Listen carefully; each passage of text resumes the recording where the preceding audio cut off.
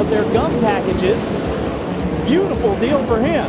We are racing. It is Darren Pittman and Brooke Tatnell down the back straightaway, chasing each other. Darren Pittman has the lead. Tatnell trying to get back on the inside. Oh, Johnny Schott spins out of turn 4. Wow.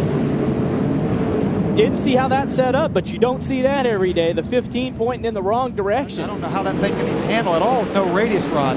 Well, I think they're taking a chance here that it was a restart and that there will be some sort of caution or red that would allow them to get back into the work area. Yeah. But so far, we stay clean and green. And you see McCarl, he's just kind of riding around out there hoping for something to happen here. But meanwhile, Tatnell back out front. Oh, Pittman out on the outside. Darren Pittman takes the lead in the 21 car, sweeps around Brooke Tatnell. Now Tatnell going to go to the top of the racetrack. But Darren Pittman out in front.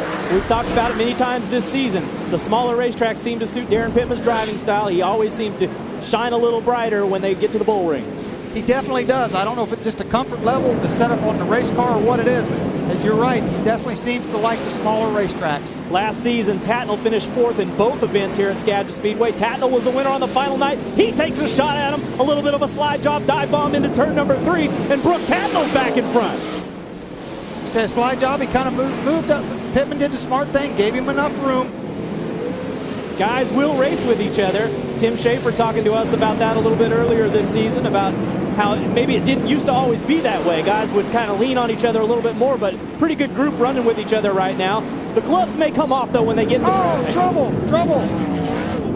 Oh, big mess over in turn 3 and 4. Steve Kilcup in the number 18 is upside down, or at least squeezed up there. Get on the throttle a little quicker. So we go back to green.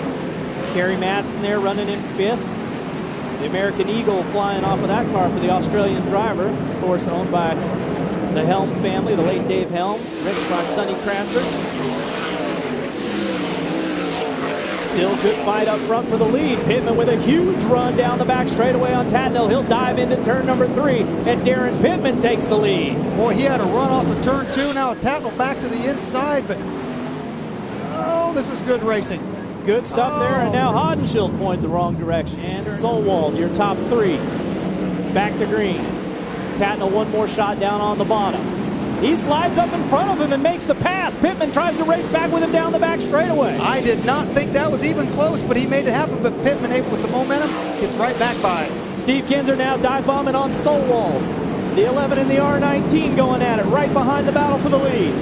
Good stuff up front, all the way around.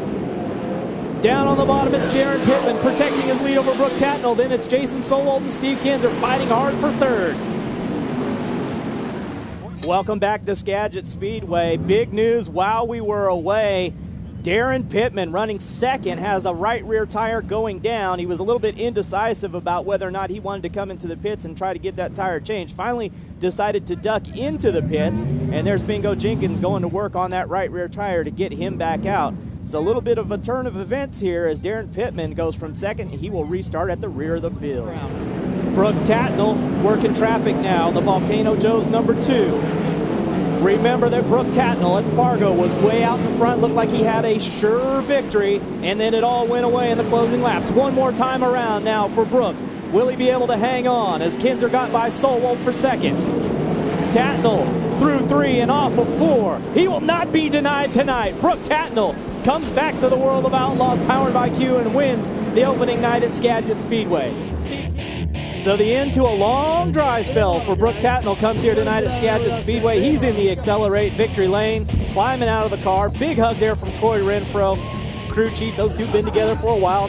A little bit like brothers. Maybe don't get along all the time, but they're going to get along tonight. Yeah, they know they all pulling for the same thing. Now they got the champagne flowing, and that pulling for that same thing is victory lane. Let's take a look at how it happened. Darren Pittman and Brooke Tatnell went back and forth quite a few times here tonight. This is the one that made it stick for Brooke.